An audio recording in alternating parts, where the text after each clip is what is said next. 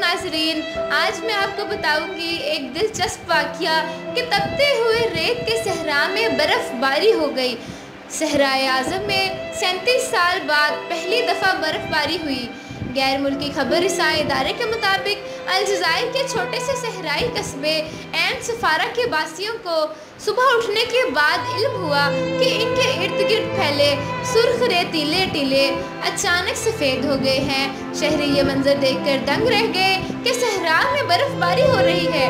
शहरियों का मज़ीद कहना था कि ऐसा शाज़ो नाज ही होता है और ये देखना हैरान कुन था कि बर्फ़ रेत के ऊपर ठहरी हुई है।